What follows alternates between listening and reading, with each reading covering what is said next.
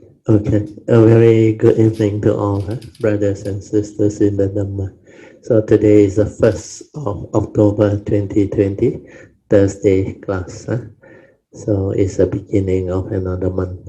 So I was told China, the October month, a lot of holiday. 1st to 8th of October is holiday all over China.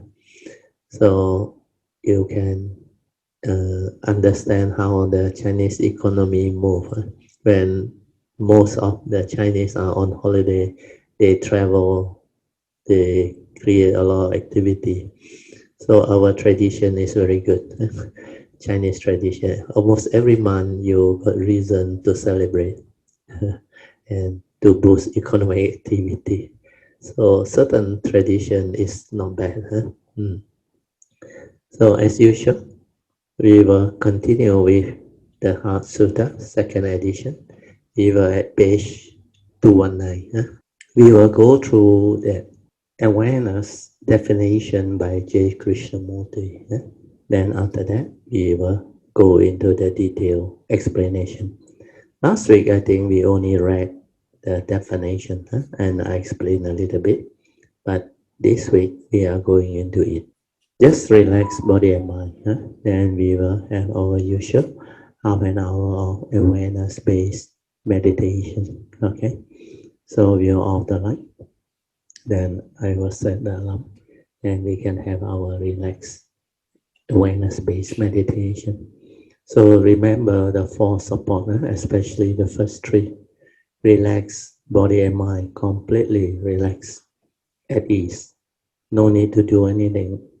No need to think of anything. No need to attend to anything. Just relax, maintain awareness. If you relax and don't sleep, but can maintain awareness, that is meditation. And that is good meditation, the highest. You can do that. So without thought, you are already aware. So just relax, maintain awareness. No need to arise any thinking. Initially, you can't because you don't have the spiritual faculty. You are not trained. So thought will arise because of your daily activity when you go through the daily life. You are not mindful. You are not heedful. You don't have order when you live life. So because of that, you will have mental hindrance. The lack of spiritual faculty lead to mental hindrance. Then when you don't have order in life, you create a lot of disorder. Disorder means the mind is not mindful, not aware, doesn't understand what is going on. So that constitutes heedlessness. The moment you are heedless, mental hindrance will arise, and mental hindrance will hinder your mind from entering the meditative state. That's why thought can arise when you try to meditate because you are not ready. Except for those who have trained, who have developed the spiritual faculty very well. Then the moment you relax and maintain awareness, your mind will return to its original state before the stirring. You will experience that peace within the tranquility, the stillness. That is your true mind. That is your meditative mind. So when you meditate means you try to relax and maintain awareness. Whatever arises, let it arise. Thought arise, let it arise. Be the silent observer. Krishnamurti called it the choiceless awareness. Means no egoic mind, no thought, no thinking behind. The awareness is just aware. Then let the mind settle down. Let the sankhara, thinking activity, slow down until you can realize that silent within. That awareness nature, which is without thought, is your true mind, your meditative mind. So realize that, stabilize that. Then you can meditate. You will understand many things on your own after that. That is the sensitivity of that true mind. And that true mind without thought is in the state of sati, mindfulness. Is just aware without thought. And then use that to observe. That is meditation. So basically meditation is to be in that silent state of inner peace, inner calmness, and inner awareness to observe the reality, to observe truth, to observe what is going on within your form and mind and the world. Without the form and mind, you cannot interact with the world. Because of the form and mind, you can interact with the world. You can perceive the world. You can be conscious of what you see, what you hear, what you smell, what you taste, what you tactilely feel and think. That's what life is all about, existence is all about. It has to do with your senses and your consciousness. Upon contact of consciousness with the senses, the respective sense of consciousness arise. That's how you know the world, and that's how you perceive the world. Then meditation is to observe all this movement so that you understand what is going on in life, so that you understand why you become emotional, why you become angry, unhappy, selfish, deluded. How all those mind states arise. Why do you react to what you see? Why did you stir your mind? When you hear something, smell something, taste something, tactily feel something, or think of something, why must your mind stir and react to sense experience to create the duality of like and dislike, pleasant and unpleasant sense? These are mental hindrance, sensual desire and ill will. That's why you become heedless. They will hinder your mind from entering the meditative state of inner peace, inner calmness, and inner awareness. So if you constantly, every moment, every instant while you live life, do that, it becomes habitual. So this habitual tendency of constantly reacting to sense experience create mental hindrance. Then how can you meditate? How can you have the inner peace, inner calmness, and inner awareness? Because you keep on creating mental hindrance that will hinder your mind from entering those meditative states. So meditation is just to relax, maintain awareness, and let the sati comes about. Then realize that, then stabilize that. So I repeat, relax, body and mind, maintain awareness. Don't try to know, don't try to do anything, just let things be and let the mind settle down. Then you will understand. So this definition of sati is very important. According to J. Krishnamurti, sati is awareness. So awareness is the silent and choiceless observation of what is. What is the reality, suchness. In this awareness, the problem unveils itself or unfolds itself, and thus it is fully and completely understood. A problem is never resolved on its own level. Being complex, it must be understood in its total process. Means you must have the complete understanding, the full picture. Otherwise, you become fragmented. Your understanding is not of the complete picture. To try to solve a problem on only one level, whether physical or psychological, which is thought-based, lead to further conflict and confusion. For the resolution of a problem, there must be this awareness or sati or mindfulness. This passive alertness or attentiveness, which reveals its total process. So that definition of awareness is very important. Silent and choiceless observation of the reality. So the word silent is very important. So what is the meaning of silent? So I'll read to you. 5.3.1. Can you all understand this daily code? What is silent? Silent doesn't mean you just don't talk. Silent here means no chattering, completely no mental chattering and verbalization.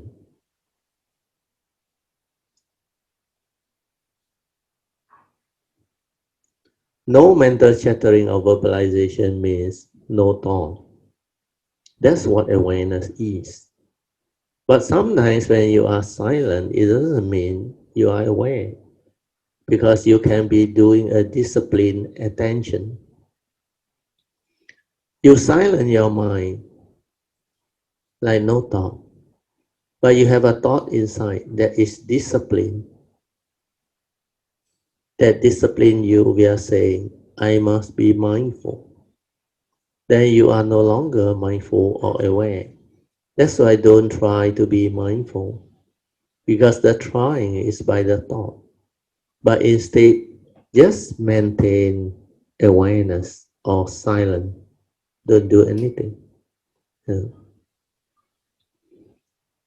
Silent here means totally complete silence. Not only you don't talk. They used to put your index finger in front of your mouth. Then in the meditation retreat, you often see this, isn't it? And they go and label it as noble silence. That is not noble silence. When you put your index finger in front of your mouth, is don't talk. Means you don't speak or you don't talk. But you can be lost in thought, heedless, thinking inside, verbalizing, chattering. So that is not silent. The real silence, the real noble silence is the mind is completely without thought. That nature, the awareness nature is just aware. That is noble silence. That is the meditative mind. So this understanding is very, very important. Then we go back to the notes. The second part is, what is awareness? The moment you are silent, without thought, you are already aware. So why do you want to be aware or try to be aware? That's where a lot of cultivators make mistakes. Because the thought that is actively trying to meditate or do something is trying to be aware, trying to be peaceful, trying to be calm.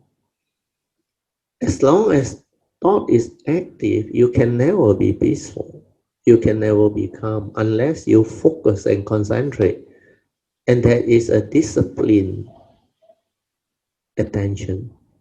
Means you focus, you concentrate, or I call it a conditioned state. So disciplined attention means you discipline that mind not to think. Either you focus on it or you concentrate, or you develop absorption of it. But it's not a free mind. So that type of mind is not a meditative mind. Maybe other type of meditative mind. You do samatha meditation, energy field, yes. The disciplined attention or a conditioned mind can give you that state of calm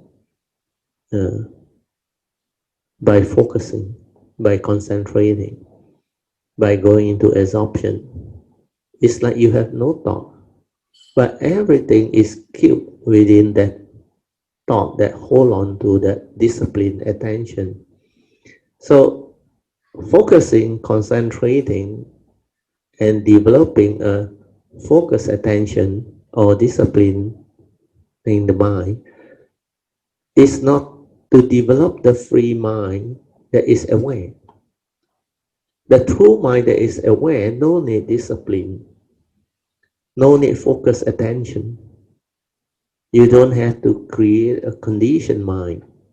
A mind that is disciplined and conditioned is not a free mind. And you are not in the state of free mind, having the ability to be aware, then you are not in the meditative state. The real meditative state is a free mind that is collected, unwavering, but is not in focus, attention, or discipline conditioned state. But it is aware, and there is stability. That samadhi is not a focus attention, it's not a concentration. The samadhi is the collectedness of mind, unwavering mind. When people say you have samadhi, it means you are able to maintain the awareness continuously. And that free mind that is aware on its own is very different. It is a meditative mind. But the mind that has entered sati means it's just aware, no thought, nothing. So that definition of awareness is very important. Then we move on. During one of the recorded Satipatthana Sutta workshop, I heard this funny question that they asked. This one you must listen, then you will develop understanding. They asked, who is aware? And aware of what? If you inquire in this way, then you will be caught. Because you thought awareness is a knowing. That's why you ask, who is aware? Means there is somebody to be aware. There is a subject. And aware of what? It appears very logical, isn't it?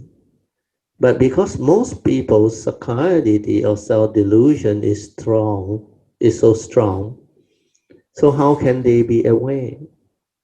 The thought always want to be aware. We are verbalizing. That's because it is a focused attention. Focused attention means the thought wants to be aware. The thought is still active behind the awareness. So how can it be aware? Do you understand? The thought is trying to be silent, to be aware of what it wants to be aware of. So the moment you want to be aware of that thing, you are no longer aware. Do you understand? Because the moment you are able to be aware of something means you have started to perceive. You have started to create aggregates of mind, perception. And when you perceive through memory, your views and opinions will come in and stir the mind. That's why you cannot maintain awareness. You start to attach and cling on to that thing that you perceive. Then thought, being active, will create movement. When it creates movement, means it creates thinking. So when you start to create sankhara activity or thinking, what happens? You are preoccupied with that thought process, which means you are no longer aware. That's why awareness is just that silent awareness, witnessing, observation, without thought. You have to have a very stable daily mindfulness to do that, so that you can be aware of specific phenomenal awareness without perceiving.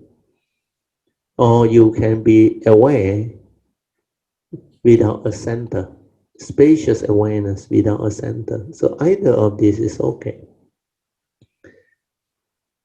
But because you have to live life, so sometimes when you are aware, you have to perceive. Otherwise, you can't live life. It's okay. You can perceive. The moment you perceive, you stop. No need to think. No need to proliferate. Don't get yourself entangled and become like distracted by what you hear, what you smell, what you taste, what you tactily feel and think. Then don't let your mind be drawn away. Maintain awareness. When you are silent and aware, all this movement and activity, you can maintain awareness.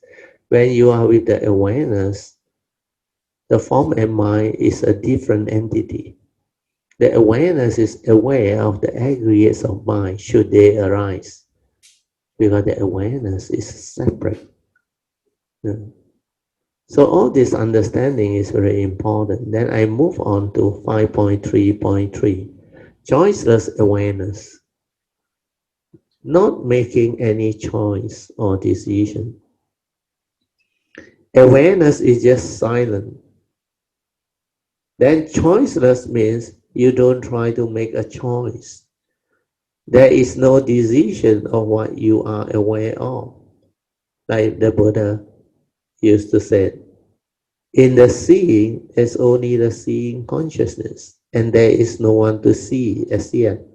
It's just the conscious moment.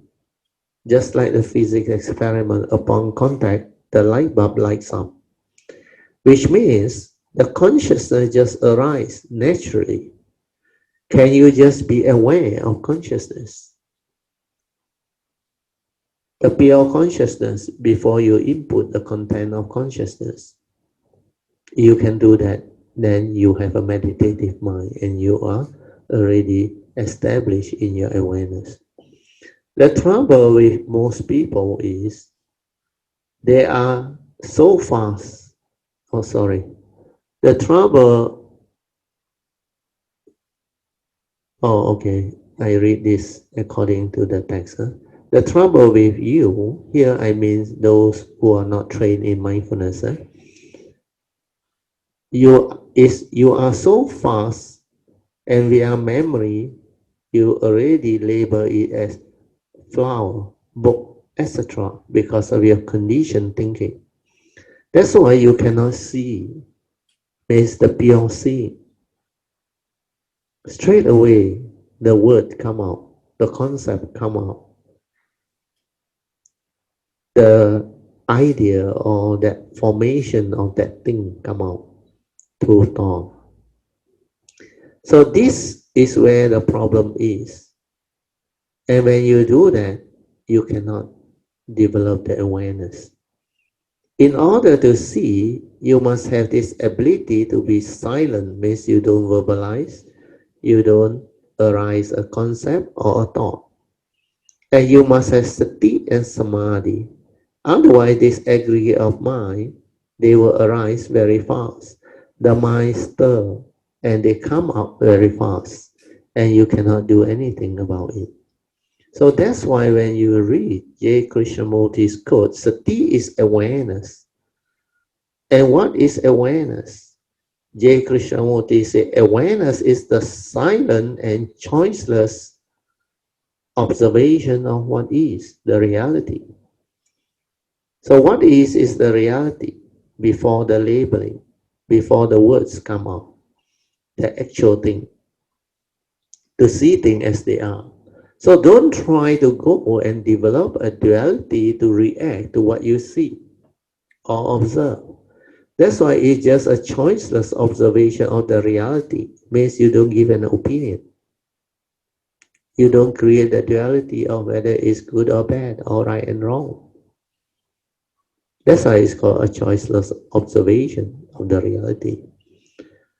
So don't try to go and develop a duality to react to what you see or observe. That's why it is just a choiceless observation of the reality of what is. And what is means the isness of thing or the reality within the moment. Isness is suchness. That's why the Buddha is called the Tathagata, meaning he is an expert in Tathata. And Tathata is suchness, the reality. So the choiceless observation of what is observing the isness of thing or the reality of the moment. Or it's just the silent awareness of the reality. within the moment. So to see things as they are is the ability of the meditative mind, the mind that is just aware. Mm. Then we go on to the next uh, subsection, 5.3.4. Listening attentively without thought. Now, this is the art of listening. If you are attentively listening, that is the art of listening. But while you listen, if you verbalize and react to what you hear, then you are not listening. Because when you are lost in thought, creating sankhara activity, you cannot be attentive. So you cannot be aware. Means you are already inattentive, lost in thought. Then there is a question by Sister Monica. In one of my meditation on Thursday, then she said, correct me if I'm wrong, whether that is sati or not. I could hear the talk that you were giving, and I know that there were brothers and sisters around me, but there was this joy in me. I wasn't thinking, and I know that it was after the whole thing that I started to recollect back. I was so joyful. I know that there was Brother Theo speaking or talking, and there were people around, but just that, and then nothing else. So that was very good experience from her, when she was able to describe it in such manner using her own word. It means she has developed the ability to be aware. Never mind, I need to continue after that. So this statement is very important. If you have done it correctly, you will experience this. Then my reply to her, I said, okay, sadhu. Sadhu means rejoice. Well done. Because when you listen attentively, there is no interference from your thought, from your opinion, your views, your conditioning, etc. You don't comment inside that. You just listen attentively, no right, no wrong, without any reaction or stirring of mind. That's what choiceless awareness is all about. Just aware. But the moment you perceive or the mind cognize, that's already the mind coming out of sati. But in her case, she is very good because she did not allow it to continue to think, which means there is awareness. Then there is perception of Brother Theo talking, or the vibration, etc. just going. Then she wants to understand. She can understand. But she did not arise any thought to interfere, which means there is no view, opinion, or conditioning coming out of that. Just an open mind that listens. No right, no wrong. That's how I investigate with the silent mind to find out whether it is the truth or not. When I can listen attentively without thought, which means I have very good sati or awareness, then the sati can develop Dhamma investigation. So that's how you're supposed to live your life. That's how you're supposed to be in the meditative state, silent in the awareness, ever mindful, constantly meditating means being heedful throughout the day while living life. Then 5.3.5, Sakaya Ditti or self-delusion and the three evil roots of greed, hatred and delusion. I will go on with the J. Krishnamurti's quote, then you will understand better. The quotes say, awareness is the silent and choiceless observation of what is. Then it goes on to say, problem will always exist, where the activity of the self are dominant. Can you all understand this statement? What are the activity of the self? What is this atta or self? Self is the ego, the personality, the I and the me. And this egoic mind is your thought or the mental five aggregates of form and mind. When there is a clarity or self-delusion, then this thought becomes egoic, which means the thought will have selfishness, emotion, doubt, and fear, etc.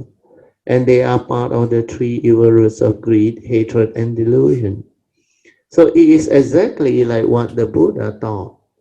Problem will always exist where the activity of the self, conditioned by self-delusion, are dominant. Or when the three evil roots are there, where they are the root of all evil. Because when there is this self-delusion to grasp at the form and mind, thinking that it is you, whether it is the human being or the five mental aggregates of Rupa, Vedana, Sanya, Sankhara, and Vijnana, then suffering will arise. Any of these five aggregates of form and mind, you grasp and cling through self-delusion, thinking that feeling is you, that all these external form you see, you can own them or possess them, and think that all of the perception that you perceive and label are real. Also, you can own them. They can be owned, can be possessed, including all of your views and opinions that you are holding on to, plus all the phenomena and things that you become conscious of. You can grasp and cling on to them. We are giving them meaning, then suffering will follow you. Hence the reason why the Buddha said in his first noble truth, final sermon, in short, the five aggregates of grasping, or the five grasping aggregate, or upadana khandas, are dukkha. So the teaching is exactly the same, where the thought, which is the five mental aggregates of form and mind, you grasp at it as the me and the I, via self-delusion, then suffering will arise. The evil root will arise. Or like what J. Krishnamurti said via his daily quote. So problem will always exist when the activity of the self, the equivalent of the Buddha's self-delusion, means you deludedly believe that these are real, then suffering will arise. Or what J. Krishnamurti said via his daily quote. So problem will always exist where the activity of the self, which is self-delusion, are dominant. To be aware which are and which are not the activity of the self need constant vigilance. So this word vigilance is very important. Vigilance is the English translation for heedfulness. Some of the commentaries and the text, they use this word, vigilant, means ever mindful, watchful, attentive, vigilant. Be constantly aware and heedful, 5.3.6. Constant vigilance here means constantly aware and heedful. That is, when the evil roots are there, when the self is there, when the selfishness, the emotional negativity, the fear, and the manifestation of the mental ego are there, you have to be aware. That's what vigilance is. The Buddha used the word constantly aware or ever mindful, which is the same meaning as vigilant. That's why in certain texts, heedfulness is also translated as vigilant. So it is only when you are constantly aware, ever mindful, only then can you do something about it. Otherwise you cannot, because the mind is so fast.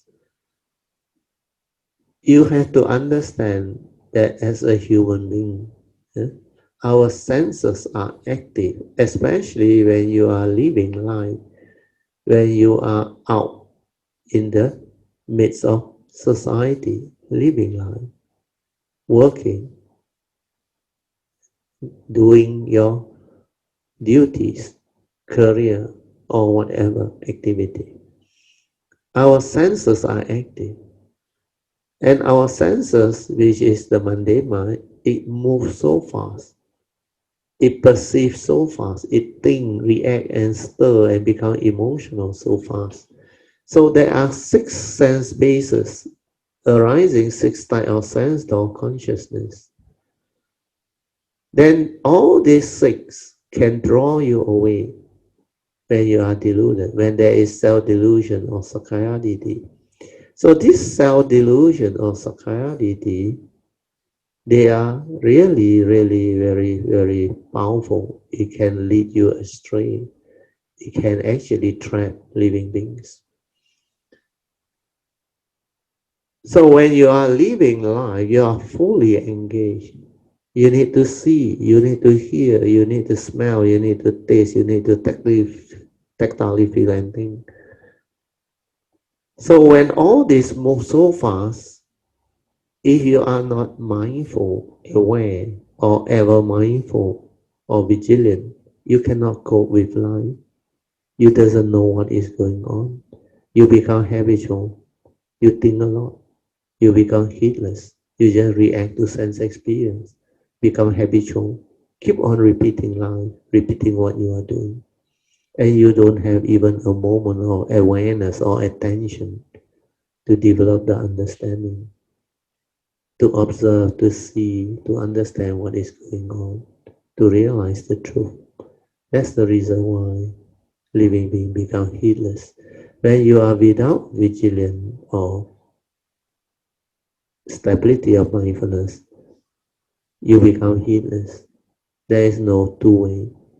So the first thing you have to do in meditation is to train your mind to be heedful, to be aware, to be vigilant. That's how meditation is to be understood.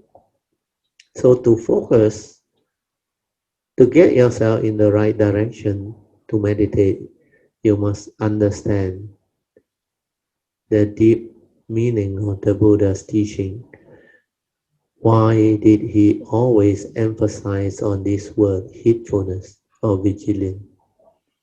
Because Dhammapada verse 21, 22, 23 confirms all that. Especially verse 21, he said, heedfulness is the path to the deathless, whereas heedlessness is the path to the dead. The heedful never die, whereas the heedless are as if dead. So from this statement, you understand, if you don't train your mind to be heedful or mindful, ever mindful or vigilant, you don't stand a chance. The spiritual path is not there, and you will not be able to develop the spiritual understanding and awakening. Okay, with that, I will read on. Vigilance or awareness is not a discipline or focused attention. Then what did Krishnamurti say? This vigilance is not a disciplined attention. That's why this heedfulness is not focusing and concentrating, not mechanical. Just like what I had shared with you all earlier on. How do you discipline? And do you know what discipline is? Just like the military, full discipline. You must do this, you must do that. You must note this, you must note that. You must meditate like that. And all these are disciplined attention or focused attention. Do you understand? But awareness has nothing to do with the thought. So who discipline? The thought wants to discipline. The thought wants to be aware. The thought wants to focus, to maintain attention. And the worst is the thought wants to meditate. And what happens when the meditator, which is the thought, is so actively meditating, which means you are no longer aware, because the thought is trying to meditate, and the thought is trying to do all those things.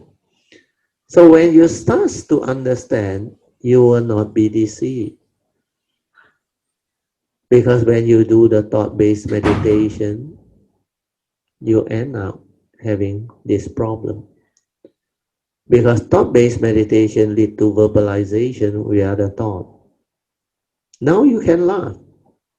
But last time, You just follow instruction and do without understanding. You are just gullible. So people give you instruction. What are instruction? A series of instruction to do things. And you believe that is vipassana, that is meditation. Then you become gullible. Every time you do that, you think you are meditating. If you don't do that, you are not meditating. So the question is, who is doing? The thought that reads the instruction starts to verbalize, follow instruction, become gullible. That's why they go and do discipline attention or focus attention. They note this, they note that, they focus, they concentrate. Then they are actively using thought to meditate. Then they verbalize. They start to create active thinking. Then the thought will tell them, am I doing it correct? Is this what Bratil meant? Or is this what my teacher meant? Is this what the Buddha meant? Then when this thought is active, how can you be aware? Awareness is before the knowing, before the arising of thought, before sankhara activity. So awareness is not about thinking. Awareness is the silent, choiceless observation of what is. That is what sati is. But I define it in a better way so that you can understand.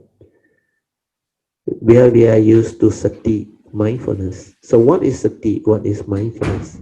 Sati or mindfulness is the awareness before the known. Because people are very confused by the word aware. That's why they ask aware of what? Who is aware? Nobody to be aware. There is nothing to be aware. Awareness is just an awareness. Aware. Finish. No one. Before the knowing, before the aggregates of mind arise. That's why it can see things as they are without the word, without the labeling, the concept or idea. It's just aware. When you are aware of the reality. Means you see things as they are. You can insight into phenomena. You can awaken. You can understand why things are like that. Why your mundane mind stir and react. Why when you input the content of consciousness which is egoic with the wrong view and the wrong thought, it becomes heedless. It conditions evil roots. The evil roots take over. Where wrong thoughts are thought that condition all your evil mental state that has the evil roots of greed, hatred, and delusion. So wrong thoughts are thought that condition your fear, your worry, your anxiety, your sorrow, your lamentation, your selfishness, your emotional negativity, your doubt, your fear, insecurity, phobia, etc. So all these are wrong thoughts that lead to negativity of mind state. Whereas right thought, born of right view, they are free of the evil roots. They are your virtuous thought, your kind thought, your pleasant, wholesome thought that has wisdom and understanding. So all this understanding can arise when you are aware. If you are not aware, it becomes thought-based. It becomes knowledge. It's not an awareness-based meditation. You cannot observe. You cannot see things as they are. You become conditioned by what you see because you see with memory, conditioned by your views, opinion, and whatever mental accumulation. So acting according to memory is not acting at all. When you live life, you should act with wisdom, with the Dhamma understanding, following Noble Eightfold Path that is free of negativity. That is the right way to act. You act with wisdom or understanding, following Noble Eightfold Path. You don't act according to memory, which are your emotion, your views, your opinion, and your conditioning, your accumulated experiences, good and bad, which include your phobia, your insecurity, your whatever negativity or mind state, especially your accumulated scars of memories and all these things. They are the one that give rise to wrong thought. So this understanding that comes through direct seeing or observation, the pure, choiceless, silent, choiceless awareness of what is the reality is very important. That is what meditation is all about, where you cannot see the reality within the moment without the interference from your memory, views, and opinion. Then you can see. If you can have that type of understanding and wisdom, you become beautiful. Then all of your action is free of your accumulated views, opinion, and conditioning, free of all your memory. Yeah. Especially psychological memories. Sometimes when you live life, you need certain memories, mechanical memories, non-psychological memory. Yeah. Memory that are useful for understanding. Yeah. Even in the field of science, technology, and to remember certain factual things, yeah? To develop technical understanding, to progress along the materialistic aspect with scientific knowledges. All these are very important. So when it comes to memory, you have right view. If the user of thought or memory has wisdom, then memory become useful. It become right thought. Thought become wholesome. But if the user of thought is without wisdom, then thought become negative, unwholesome. Similarly, memory becomes a problem, especially psychological memory. Okay, we go back to the notes.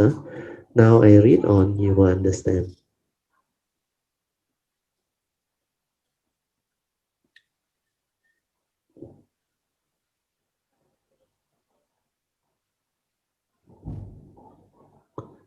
The vigilant is not a discipline attention, because once the thought is active, then you are no longer in sati. For sati is awareness or the silence before the thinking or knowing. Since vigilant or sati is an extensive awareness which is choiceless, as opposed to disciplined attention, which is a thought-based, hence the reason why J. Krishnamurti go on and say that disciplined attention gives strength to the self. This is because when the user of thought is deluded, then thought will become egoic. Egoic means self-centered. So when you try to discipline, and when you try to meditate with the thought, or when you try to be aware, it is already a disciplined attention, because the trying is by the thought. And when thought is there, you gives it mental energy, and this will strengthen the self, the ego, which is the personality or the atta. Then what happened? You can no longer see things as they are, because you are preoccupied with the doing via the thought. Hence, you lack clarity. Whereas awareness, on the other hand, is not a self-induced. It's not self-induced, and there is nobody inside there to be aware. It's just an awareness nature, which is the essence of mind, or your true mind, or the silent mind, which is just aware. A general spacious awareness, or a specific phenomenal awareness before the known, or labeling via thought, or the aggregates of mind. So hope this is clear. Then we move on. 5.3.8, the meaning of what is. I think this one most of us by now already know. What is the reality. Awareness or sati is the silent and choiceless observation of what is. What is suchness, the isness of thing, the reality or the truth, not a concept or an idea, not what you perceive to be or just what is that reality. Silent means mentally silent, not just you don't talk. Then choiceless awareness means no view, no opinion, no judgment, etc. You don't go and decide, and you don't go and discriminate. You don't go and create duality out of nothing. So awareness is the silent and choiceless awareness of the truth or the reality, which is the same as when you see things as they are. It means the truth, which is also what is, or the isness of things. So this one is now easy to understand. 5.3.9, self-delusion and seeing things as they are. How do we reconcile and understand this? Then J. Krishnamurti said, problem will always exist when the activity of the self are dominant. Self, as you know, is your atta, your self-delusion, your misconception, that condition you to cling on to these five aggregates of form and mind. Both aspects, the first and the second aspect. The first aspect of it is as a human being. We all have a physical body or the form aggregate. Then we all have a mind which can feel, can perceive, think, and become conscious. The other form mental aggregate. Combining them, we have the first aspect of the five aggregates of form and mind as a human being or a living being. The second aspect is the five mental aggregates of form and mind that arise with every moment of sense or consciousness. When you attach and cling, there is this ego or personality that you create. And that is what J. Krishnamurti called the self. The moment you have this egoic mind or the sense of self created, then it is capable of selfishness, emotional negativity, and fear through delusion. Hence, conditioning the three evil roots to arise. And that's why J. Krishnamurti also said the same via his quote, that problem will always exist when the activity of the self, which is the egoic mind or self-delusion, are dominant.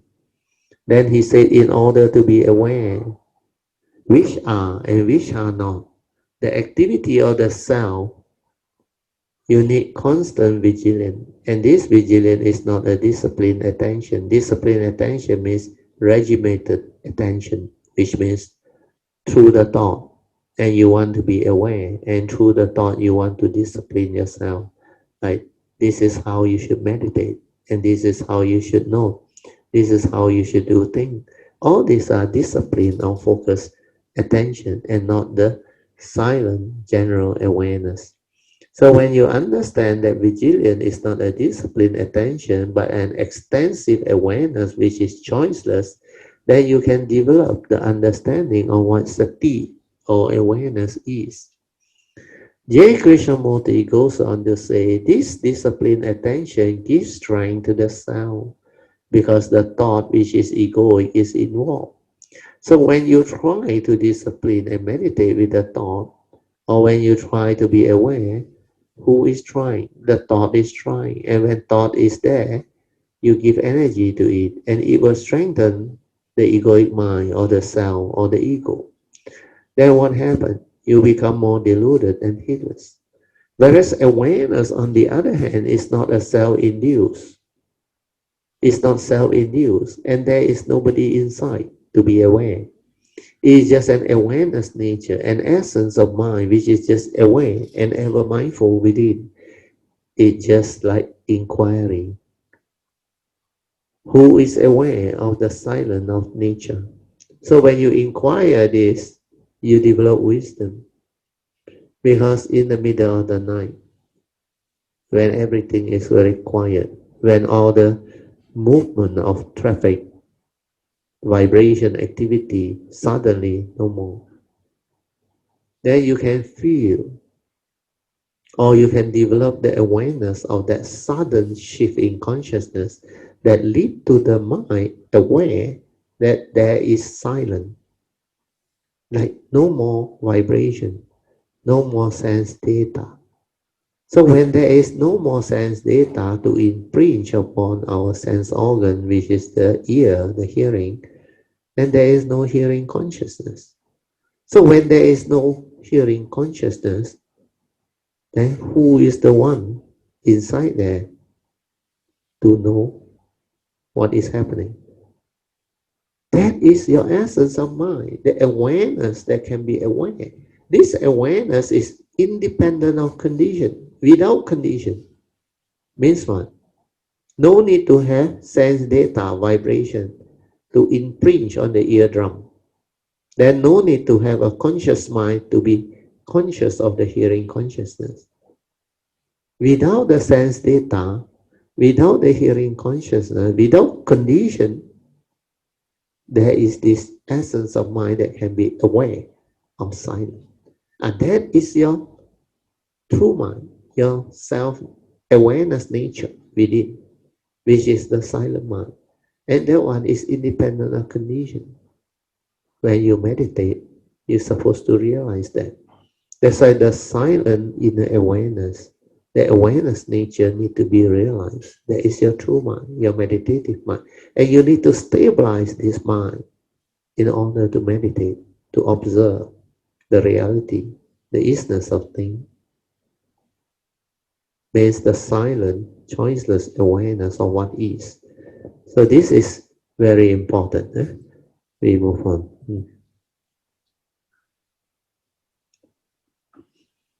Like in the middle of the night when there is no more vibration, which means no more hearing consciousness, but yet there is still a nature within you that can be aware of that silence or that stillness. The mind that doesn't chatter anymore because there is no more thought. And it's just it's not a condition arising consciousness. So who is aware of that silence? It is just the essence of mind that is aware of silence. And that is your true nature, your true mind.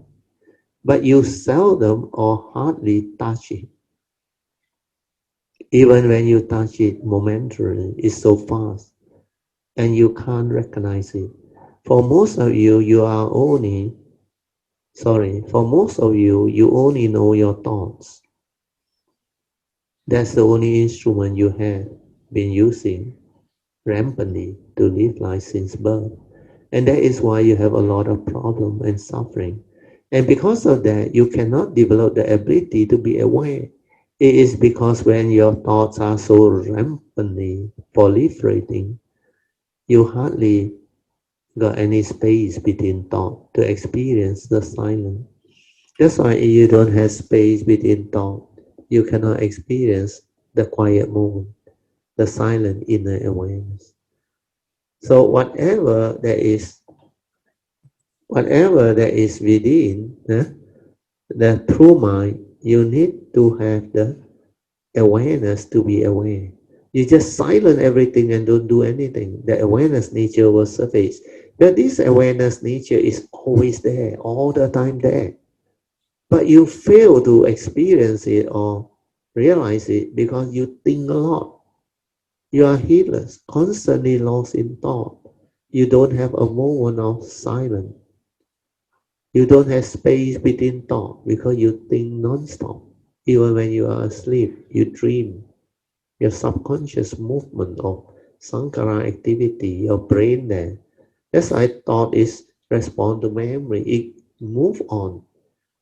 Your conscious and subconscious and the unconscious create mental activity, create subconscious release and the unconscious release. Otherwise, your brain will go cuckoo. There is no recuperation. So when you sleep, you don't try to think, you are not so actively thinking, then at least the nature inside can heal itself.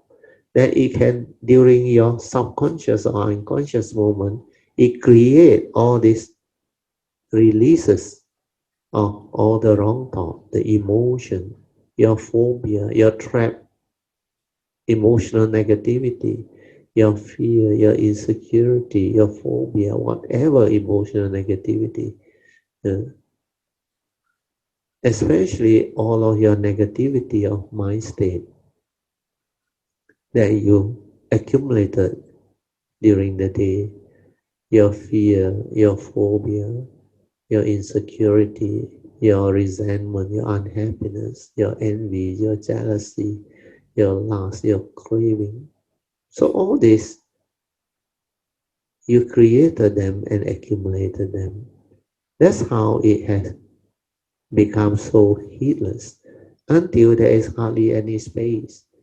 That throughout the day, you think, you proliferate your thought because you hold on to so many things. We call it the unfinished business. That's why there is no order. You live a life of disorder. Well, everything also you have not resolved it. You worry about so many things. You worry about yourself. It's already bad enough.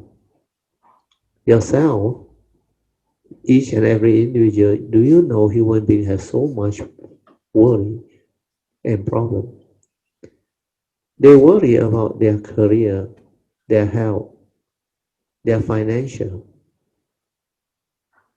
their whatever possession, uh, their loved one, things that they hold on to dearly. The first noble truth reality. Uh, then after that, they also worry about their relationship problem, their career problem, their health problem. So all this create problem. Then the thing they own also, they have fear uh, because they thought it belongs to them. So when anything happened to their possession, especially their beautiful car, their beautiful homes, or whatever that they think, the antiques and all those things, or their prized possession, if stolen or damaged or whatever happened, they worry. Then not only about their own worry, they worry about their children, their grandchildren, their parents, their brothers and sisters, their good friend. So human being has so much problem. So all this create fear, worry, anxiety, accumulation of memory.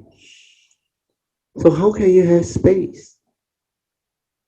You sleep also without proper peace or rest because the memory continue. Where you live a life of disorder. Disorder means you don't have order. Like when a country is in disorder, what does it mean? Means it's chaotic. There is no rule of law. People do what they like.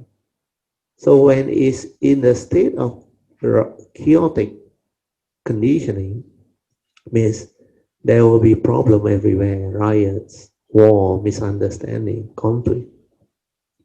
So when there is no proper order, there is no peace, no harmony, no tranquility, no stillness. So our brain is the same. When we live a heedless life, our mind is in this state of disorder. Our life is also in a state of disorder. So a person who don't have order is heedless, don't have heedfulness, never in the state of vigilance, don't have Dhamma. That's why to live life, you must be heedful, you must have Dhamma. So space between thought is heedful living, whereas the lack of space is heedless living. You think a lot, you proliferate your thought. So now I read on 5.3.10, space between thought. Can you remember the space between thought which we discussed in our recently concluded Cameron Highland retreat? When you think continuously until you have no space between thought. Hence there is no more clarity of mind to be aware because you are so preoccupied with the thought. And this space between thought, which is very important, is not there. Between two thoughts, first thought and the second thought, there is this space in between. When you have this space, you can then realize that this space is peace, silence, tranquility, leading to stillness. When you are without thought, this is what you will experience. That's why when you are aware without thought, you experience the state of peace, silence, tranquility, and stillness within. That is your meditative mind. That is your silent mind. That is your awareness. So the space between thought can only be realized by the true cultivator of the way. And they are so different because this is heedful living. And most of the time, you are constantly aware and ever mindful. So this is the part. If you cannot understand because you never meditate until your mind is so quiet and so still, then you can never understand what sati is. For sati can only be understood when you have realized it. The moment the form and mind realizes it, means when sati arises, the form and mind will know what sati is. That's why when you train your mind, don't try to know. When you bow, mindful, until that sati arises. Then your form and mind will know what that thing is. Because suddenly your awareness and the movement become one. When you walk mindfully away. That's why the daily mindfulness, whatever activity within the kaya, you can maintain mindfulness and awareness. Then when the sati arises, when mind enters sati, you will know. Even when you are meditating with anapanasati until it becomes required very subtle, then the mind enters sati, you will know. That's why whatever you do, train that mind until it's ever mindful, constantly meditating, heedful. Then you will understand. Don't try to know. You will know what sati is. No need any words or explanation. So the space between thought is very important. Reason why J. Krishnamurti say awareness, on the other hand, is not self-induced, nor it is the outcome of practice. Who practice? The thought practice meditation. That's why it's so different, because the real sati is without thought. Do you understand? So hopefully with all this explanation now, you can understand. Then we move on to the next part. Training the heedless thinking mind or mundane mind. 5.3.11. This part is very important. You listen attentively. You can train your mundane mind because it is heedless. So train the heedless thinking mind, the mundane mind. Then when that one ceases or is no longer active, then that nature shines forth or comes out. The nature doesn't practice. You don't try to practice to be aware, because your true mind or your true nature, which is the awareness nature, is already aware. And you only need to be silent, then it will manifest. Because the nature is awareness itself. So why must you practice to be aware when you already have it within your own nature? You don't have to train or practice to get it, isn't it? So this is very similar to the analogy that I shared with you all last time about swimming. Do you need to practice or learn how to float? You don't need it. Because your natural state of this physical body is buoyancy. It's lighter than water. So do not struggle. Don't do anything. Relax and let your body sink into the water. And what happens? As the body sinks down, because the upthrust has not built up yet. When the upthrust build up, the upthrust is equal to the mass or the volume of the water you display. And that mass is heavier than your body. That's why that buoyancy force, upthrust, will push your body up. Then you realize at a certain point when it reaches equilibrium, it will not go down anymore. Then it will surface, it will float. And this is natural. Your natural state is buoyancy. So you don't try to struggle to keep afloat. You don't practice trying to be afloat. That is exactly what meditation is. Your mind already naturally aware. Why must you practice awareness? Who practice? The thought that struggle practice. And when you struggle, you feel to witness and understand that the natural state of your physical body is buoyancy. You are lighter than water. And when you know that, you confidently do it because you have seen others do it. Then when you experience it, it never go away from you. Go and try it in the swimming pool. The moment you realize it will float, from that day onward, you don't try to struggle to float anymore. You just relax and let things be. Then the physical body will float because of the upthrust. Then to swim become very easy. Just move your hand, move your leg. Meditation is the same. If your natural state of awareness is already the awareness nature, then why must you practice to be aware? Try to be aware. Why must thought come in and interfere? That's why just relax and maintain awareness, that nature will come back. That nature is always there actually, the essence of mind. You fail to perceive it or realize it is because you think a lot. You are heedless. You don't give it a chance. That ceaseless thinking didn't allow space. That's why you cannot even have a glimpse of what that silence is, the awareness is. You only know thought. That's why human being cannot develop the meditation. So this understanding is very important. The Buddha taught us 5 ways to overcome unwholesome thought. And what is the third way? The Buddha said just aware, right? Don't do anything. Then the mundane mind will return to its original state before the stirring, and you will come to realize that the original state of mind before the stirring is already the awareness nature. And this awareness is the silence, the inner peace, the tranquility, and the stillness. So you don't try to be aware. You only have to understand that the moment you don't think, this awareness is already there. It is, in fact, all the time there. But because you are clouded by thought, deluded by thought, actively chasing after thought, you cannot see and you cannot understand. Do you know why?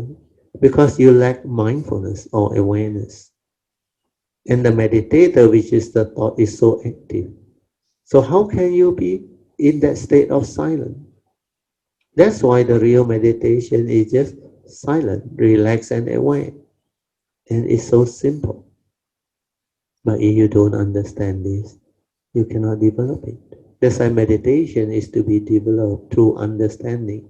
You must meditate with understanding. Otherwise, you cannot develop the progress. You cannot realize what meditation is. The true meditation as taught by the Buddha. The awareness-based meditation, not the thought-based meditation. Then we go on. But initially, you cannot be silent because the mundane mind has a lot of mental hindrance, a lot of sakkayaditthi or self-delusion. That's why it thinks a lot, because all of your conscious living since birth until now, you use thought, endlessly using thought.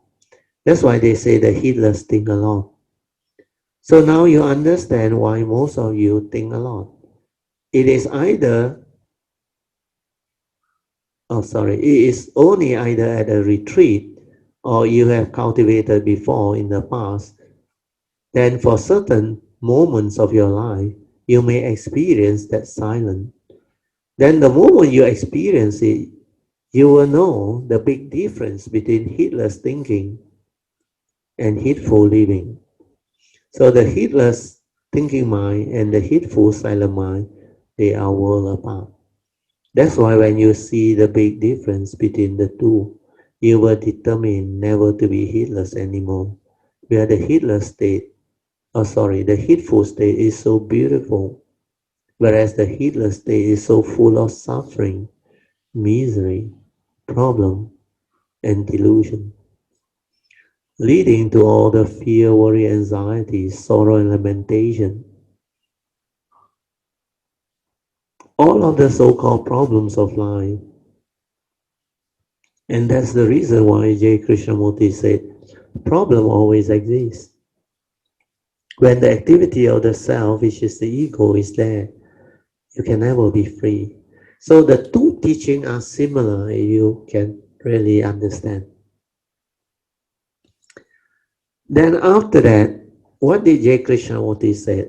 Awareness, on the other hand, is not self-induced, nor is it the outcome of a practice. So you don't go and foolishly practice to be mindful. You only need to train your mundane mind to be quiet. You are anchoring it to something so that it will not wander off, so that you can stay with the object of meditation, so that it can be with the moment without thought. After you have anchored it, you have to stabilize it until it becomes very quiet and still. Anchor it through what? Through your awareness. Since the mind can only do one thing at a time, so if you think a lot, then how can you train your mundane mind? So you have to anchor it to something so that it doesn't wander off. Just aware of the in and out breath. You train your mundane mind to be mindful of the in and out breath until one day, when this mundane mind comes to realize that if it listens to you, it will be calm and peaceful, or very peaceful. If it didn't listen to you, it will become very heedless. This is the beginning.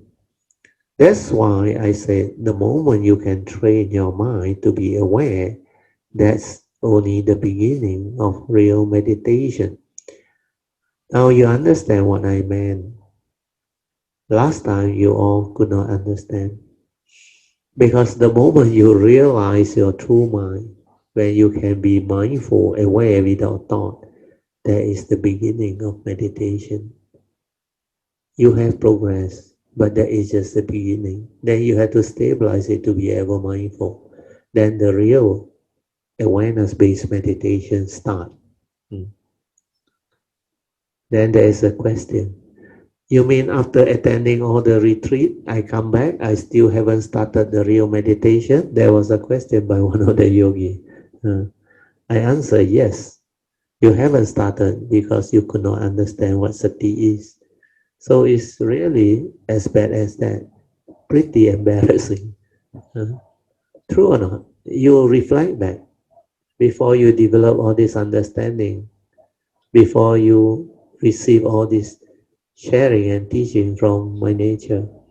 You really very gullible doing thought-based meditation without understanding, and you still think you are meditating, you are doing vipassana, or you practice jhana, jnana, insight, and all those things. So now, hopefully, with all this explanation, you can understand. I think we stop here. Page 226, because 10 o'clock already. So the next lesson, we will continue from page 227. So 226, finish. 227. Understanding the content of consciousness. You can go back and read it out before you come to the class. It will help you. So now we'll continue with the second session.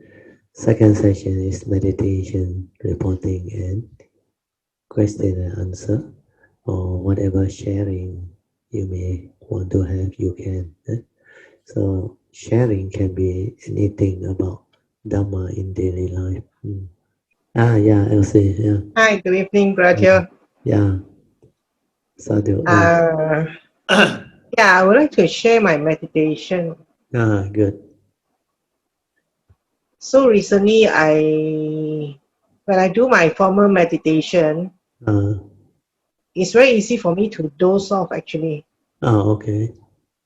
So after I focus on my anapanasati, Okay. so I can overcome it. Okay. So I can meditate through. Mm. And a lot of times a lot of time when I meditate, I feel sleepy. So so after a while, I just go to sleep. Yeah, when you understand that your But body is tired, you can go and sleep, no problem, rest. But the best is, like I used to advise you all, when you have this sleepiness or sloth and torpor coming in during meditation, for your case, I think it's a test because sometimes it's a test. And also maybe you are more tired now because you are more busy, your mate is no more with you. But don't worry, whatever it is, when that sleepiness state arises, don't reject it. Don't create any dislike for it. That is that is the ill will, the what they call mental hindrance. Because the positive one is sensual desire. The negative one is you dislike that sensation or you dislike that phenomena that arises, which is sleepiness. So the thought will tell you, I need to meditate. I need to maintain mindfulness. Uh, I need to overcome this state. But the Buddha never teach that way. The Buddha say you have to understand that this state arises because you lack the spiritual faculty. So you must develop spiritual faculty to overcome them. So the best way to do is do not fight, do not suppress, do not control, do not do anything. Just stay with it, like what Kok Lun used to learn from me. Be with it. Silence your mind completely at peace with the sleepiness. You do it, but yeah, maintain yeah, awareness. Then you will be very surprised. All of a sudden, there is a shift of consciousness. Then the mind becomes energized, very bright, because sati will take over. What happens is when you don't label it, when you don't create a negative rejection of it, means any slightest ill will or dislike of that mental hindrance, mind state, sleepiness, then there is no mental hindrance. No mental hindrance means what? There is nothing to hinder your mind from entering the meditative state. Then when you maintain mindfulness and awareness, just be with it and aware. Mindfulness take over. That's why the spiritual faculty come out. Then the shift in consciousness happens. So of course no sound inside there, but all of a sudden your mind become very bright, energized, alert. huh? Experience that, then you understand. Then you don't have to worry. Then you only have to decide. If my body is tired, I need to rest, I rest. I can go and sleep, no problem. But if you can maintain awareness while you rest, that is sleeping meditation, lying down meditation, and that is the best. But sometimes you are too tired, the body need to rest. Then don't maintain awareness, just sleep, rest. You will have very good sleep. Sometimes 5-10 minutes is already very good. It like allow you to recuperate very fast. Uh, Especially initially when you experience them, it is so beautiful. Then you realize that meditative mind state can allow you to recharge yourself, recuperate very fast. Then you realize your tiredness diminish, become like suddenly gone. then like you become alert again, fresh. Uh, then you can continue with whatever you want to do. So meditation is to be done with understanding is very important. So this part, you can do it, it will help you, Elsie. Yeah. Yeah, yeah. Like you say, it was so amazing when I just let it be when I was sleepy. So after a while, so I just get over with my sleepiness, you know. So I after that I meditate through Yeah. for about 1 hour. Oh, very good. Sadhu. Uh-huh. So you can experience that, then it will be good. Then you know how to handle mental hindrance. Uh, Hmm. mm, Yeah, first is to focus on the I anapanasati. know. That overcome my sleepiness Yes. also lah. My For your case is where you shift your cultivation to develop mindfulness of the in and Mhm, out breath, and you must have done it quite a while so that it can become stable. Then mhm, from there on, you can continue with the meditation. Then it's like you rested. When your sati of the in and out breath come, anapanasati, you also recharge very fast. mhm, Anapanasati actually can make you young. No, really, mhm, retain your youth. In the early days, my anapanasati was very strong, very powerful. But later on, after my mind become very quiet, very still, and very silent, I seldom do anapanasati. But if I want to do, I can still do, but no point. Because when I do, it went into a very calm state. It mhm, went into continuous mindfulness. Then sometimes it go into absorption and all things. Then I realize when I need to rest, I can do it. But later on, when I know how to go into this silent state to recuperate, I just maintain awareness and rest. Then I recover much faster. Uh, Anapanasati is also very good. You can also recuperate very fast, but that one is very calm, very soothing energy. mhm, Then people who don't have the understanding, they become like attached to it because they like that calm state. So every time they want it repeated. But the understanding of anapanasati is very important. You must do it until it's very stable. Then you will experience all of the changes and transformation. The key is relax into every mind state that arises so that it does not build up the energy, the absorption, so that it does not go into apana samadhi. You can experience apana samadhi, the very calm state or absorption or thing.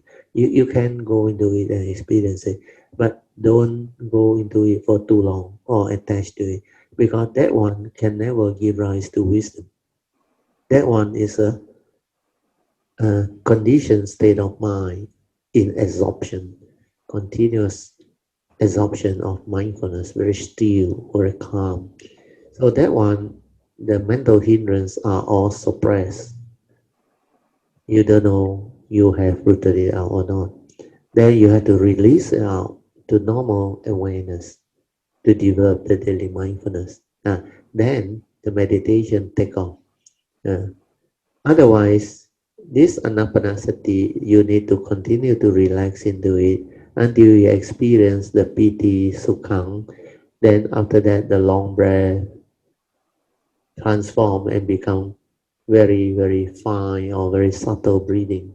Uh, then it become like hardly any breathing, subtle breathing. Then continue to relax and maintain awareness until the mind enters sati. And that is the ultimate training. When mind enters sati, you will know. Means without the object of meditation, without the breath, you can still be aware. Means mind has entered sati. So maintain the awareness until the breathing become like very subtle. Then stay at the nostril there, where this subtle breathing is. Continue to relax there. Stay until the awareness come back to you. When your mind enters sati, it becomes very sensitive. Your mindfulness is more refined.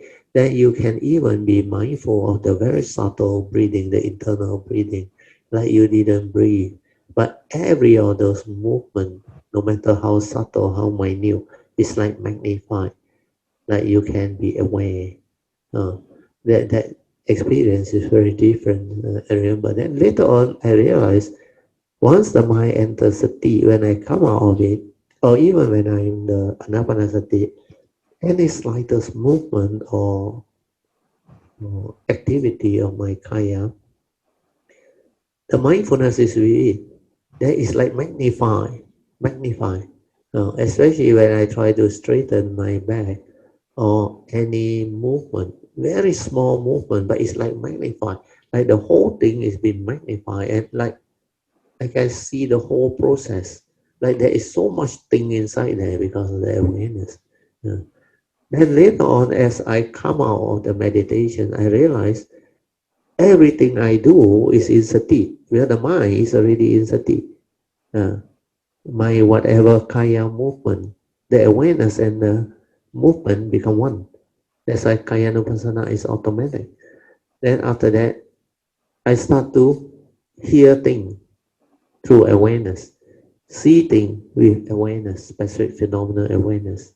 Then I can silence and become spacious awareness. Then smell also is continuous with the mindfulness. Means the smell consciousness is in the state of sati. Means the mind that's entered sati become very different. The seeing is in sati, hearing is in sati, smell, taste, tactile, and thought, all in sati. That's why it become very beautiful. So the ultimate training is whatever you do, whether anapanasati, rising, falling, chanting, or what, until there is no one chanting, until the awareness and the movement become one, means your mind has entered sati. Not until you have that stability, your daily mindfulness cannot come about. Yeah. But once the mind enters sati, the form and mind will know what sati is, exactly as what I have defined for you. There is no thought. It's just the awareness and the activity as one.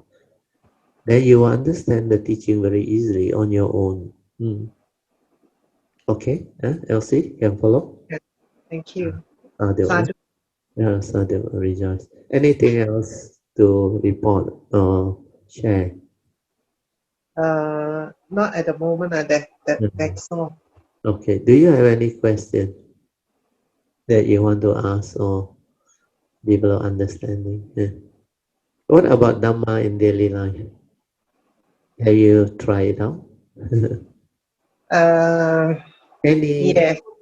any aspect of the essential Dhamma, like four right effort or whatever essential Dhamma, like the Dhamma pada verse 1, 2, 21, 22, 23, or 183, all this, if you have investigated into them in the midst of life, then you can share. Then you can understand and develop the progress. That will be very useful for others to develop and follow. How the right view transform you, then how you train yourself, and how in the midst of life you are able to develop the ability to avoid all evil through keeping the precept, then to develop wholesomeness, even cultivating noble eightfold path, right view leading to right thought, is a very big field. That is Dhamma in daily life. So if you can put all this into cultivation or practice in the midst of life, it's very, very useful and it can help you progress. Uh, the four right effort also same. So there are many of these essential Dhamma that you can make use of to cultivate Dhamma in daily life. Mm. Then the five ways to overcome unwholesome thought also can be cultivated. Then the third way and the fourth way, which is the meditative way, also you can experience it. Even the first and second way also can think of the direct opposite wholesome thought, see whether it's effective or not. Then the consequence of holding on to this wrong thought. Yeah. So all this understanding can really benefit the cultivator. So before I forget, today is Mooncake Festival, isn't it? Huh? 中秋节. So I think it's one of the very good Chinese tradition where we celebrate Mooncake Festival. There is a story or history behind, but nowadays it has become like an economic activity.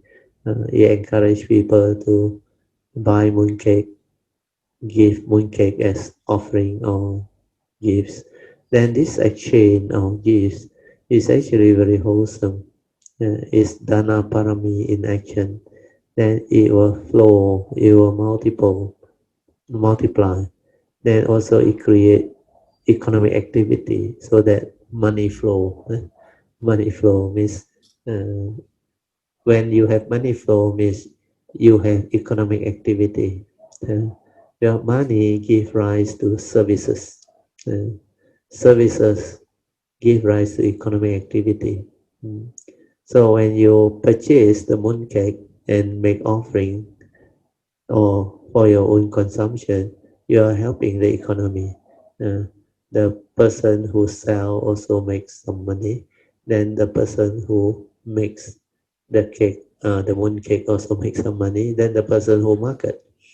Then when you make offering to the triple gem or offering to your friends or your loved one or colleague, it also constitutes meritorious action, generosity. Then in reciprocating, they will also buy mooncake and offer back to you. So this is good synergy. Then sometimes you offer to like monks and all those things, or at certain function, you also develop generosity, meritorious action, kindness, and all those things. So these are very useful understanding. So most of the festival bring about joy and bring about happiness where we receive gift from our friend or sincere colleague and all those things. We feel good, we feel honored, we are happy, then we rejoice. Again, it's a meritorious action. Then you think of them, then you also will make offering in return. So this is very wholesome. This is also Dhamma in action, uh, Dhamma in daily life. So once again, wishing all of you happy Mooncake Festival, 中秋节快乐. So this year, like other year, used to receive a lot of this Mooncake Festival apps. You call them apps. Some come in video form, very cute. So my wife also play some of it. I heard them too. So thank you so much for all those who send, and it's really indeed very wholesome. We should rejoice. Sadhu, sadhu, sadhu.